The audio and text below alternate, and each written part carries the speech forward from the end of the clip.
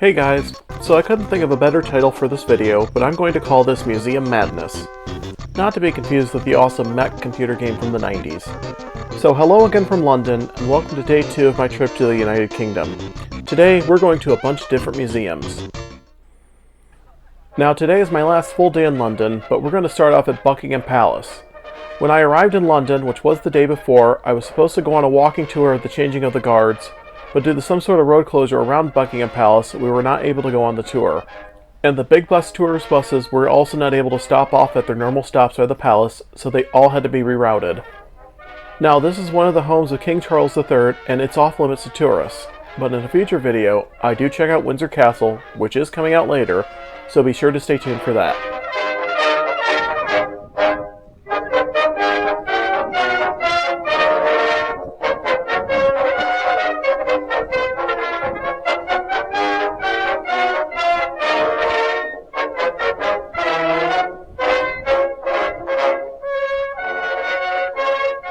After checking out Buckingham Palace, I started to finally get hungry. Anyways, I made my way over to a place called Egg Slut, which as I was writing the script found out is a worldwide chain. The nearest location to me is actually in Las Vegas, but there is a location in Seattle and a few locations in the Los Angeles area. I got myself a bacon, egg, and cheese sandwich and a flat white, and the sandwich was amazing.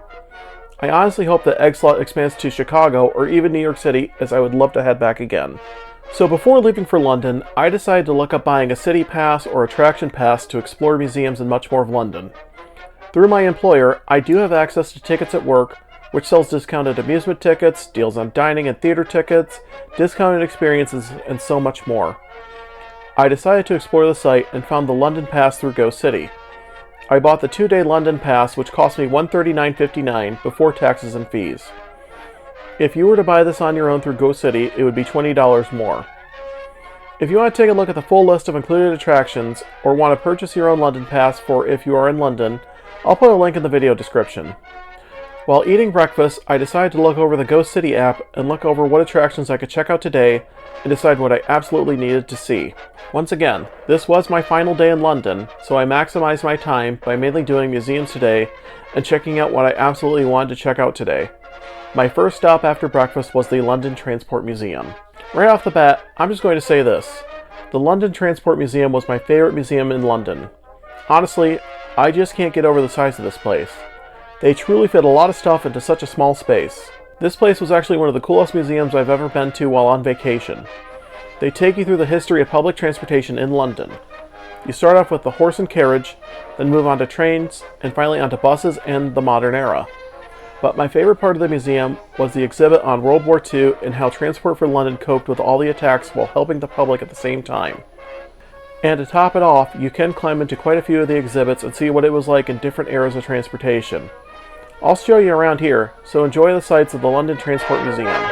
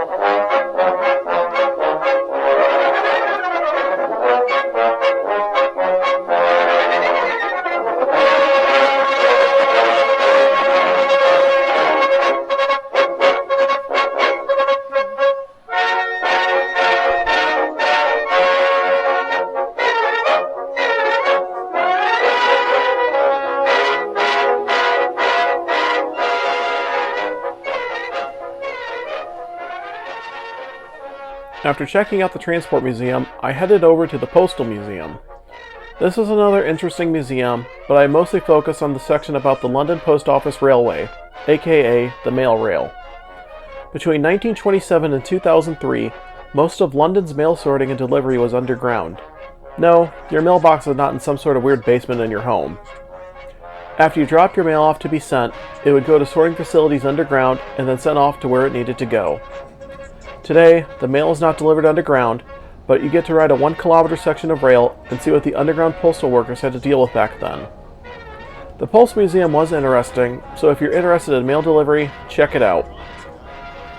Now I'm going to take away the music for all this and let you enjoy the sights and sounds of the London Post Office Railway. Electric trains running right under central London, carrying mail between main railway stations and sorting offices much faster than along the congested streets above our heads. And it's amazing to think construction of the railway began as far back as 1914, with the tunnels dug by hand. Work was put on hold during the First World War. When the railway finally opened in 1927, it cut the journey time across London from a few hours to just 30 minutes. It was an engineering marvel. Our rail ran almost non-stop, night and day, for over 75 years until 2003.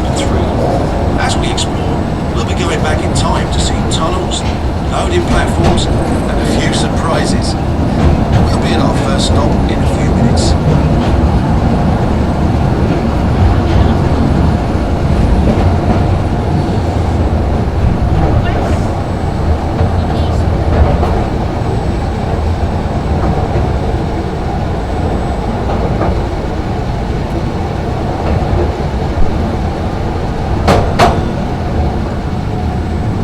Some sandbags just then.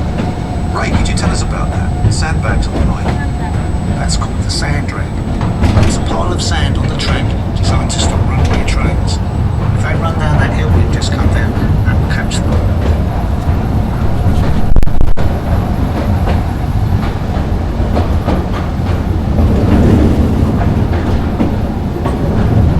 The platform you're about to see looks much as it did on the day it shut down in 2003.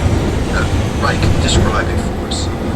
When Mail was running, this platform would be a hive of activity. You'd see people playing darts between the trains arriving, guys conversing back and forth and wheeling work up and down. It was a noisy and lively place to work. Ray's going to tell you more about life working on the railway as we take a trip down memory lane through the many decades of mail rail.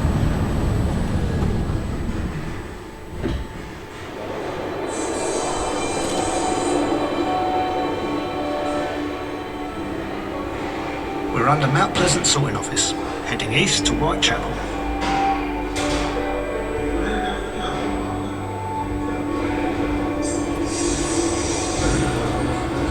It was hard work down here, but we all thought we were part of something important.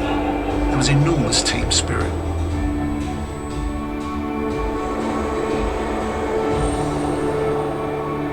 We seemed to get ourselves in the news a lot in the 90s. It didn't hurt that Bruce Willis made a film down here called Hudson Hawk.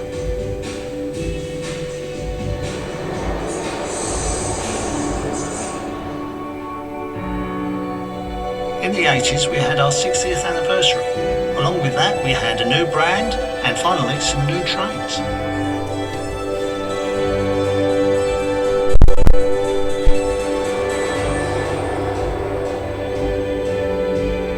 I'll tell you two things that sum up the 70s. Postcodes made life a lot easier, and strikes made life not so easy.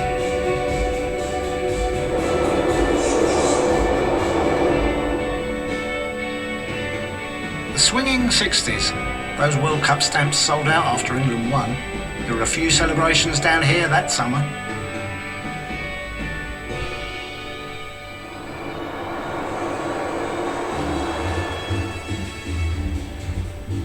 In the 50s, air travel became much more common, and so did airmail, and that meant even more of it travelling on mail rail.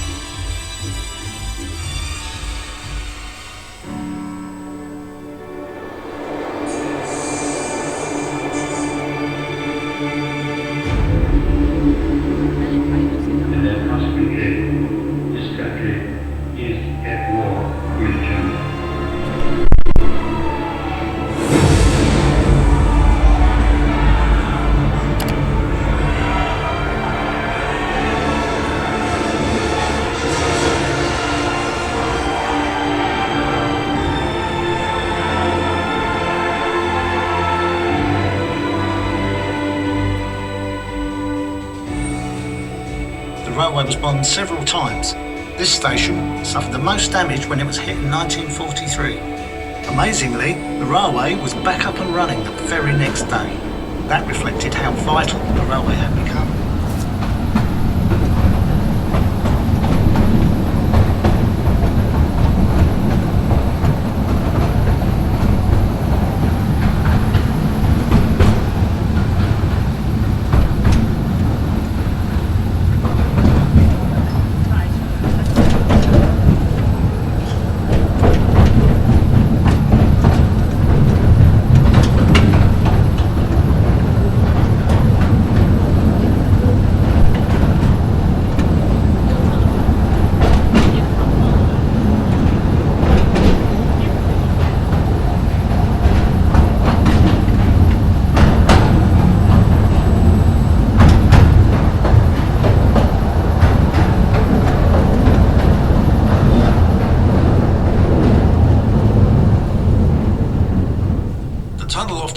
Leads to Liverpool Street Station, where mail was transferred to the main railway network.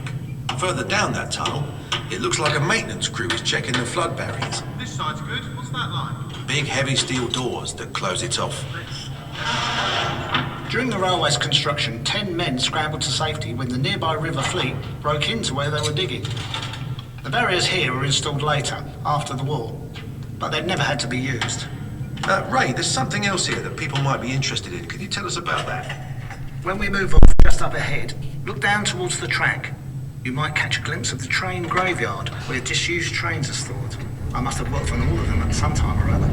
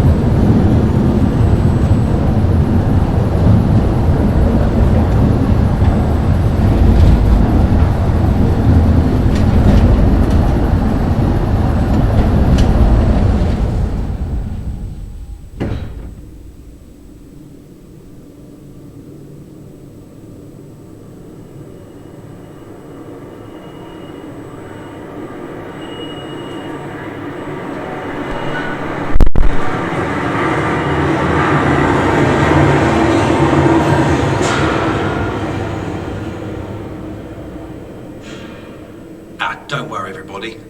Just a power cut. Ray, can you explain? Power cuts happen from time to time when the railway was operational. We could draw power from the next station along to keep everything running. And of course, us guys in the engineering teams always kept the trains and track in good order. Okay, on we go.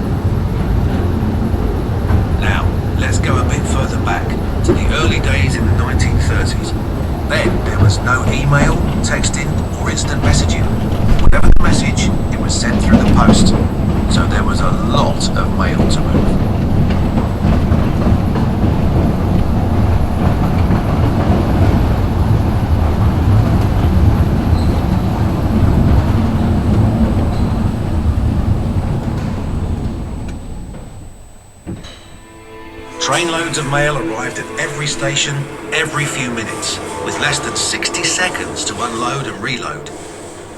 Let's follow a few of those letters. This is the Colonel. He's writing to the famous poet W.H. Auden at the GPO Film Unit. This is Kathleen. She's keeping in touch with her sweetheart in the Navy. And this is Mary.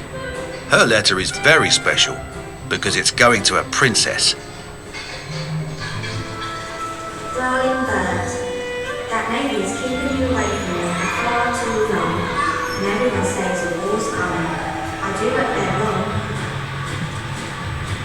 Dear Mr. Ball, I cannot help my admiration for the work on the recent film about the night mail postal trade.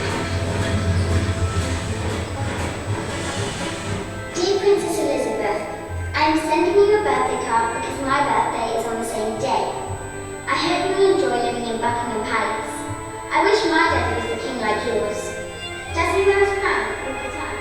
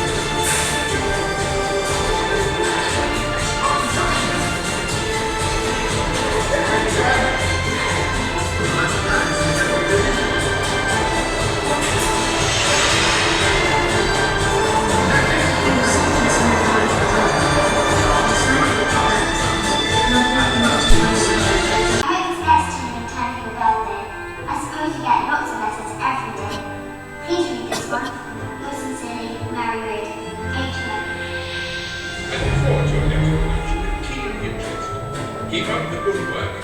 Yours sincerely, Colonel Arthur Bingley Crouch, retired. Must go now, or I shall be late for work. Those frocks won't sell themselves. Take good care of yourself, Bert, my love. Kisses, your sweetheart, Kathleen.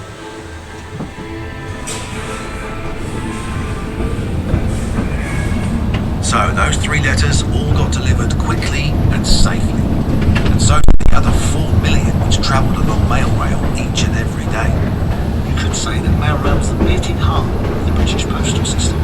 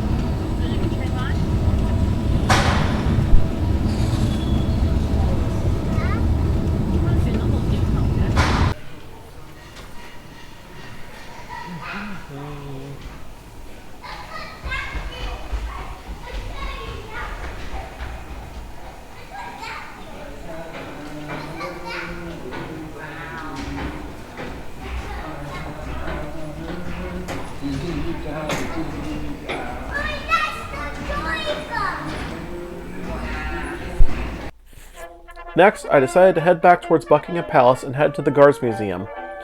But the Guards Museum is open to the public. If you are interested in learning more about the 5 regiments of foot guards, it is definitely a must-see. Or if you're interested in military history, still check it out. Now I will say, this was not my favorite attraction, but it was definitely interesting to check out. And they don't get really much foot traffic in, so check it out sometime. Check out more of it right now!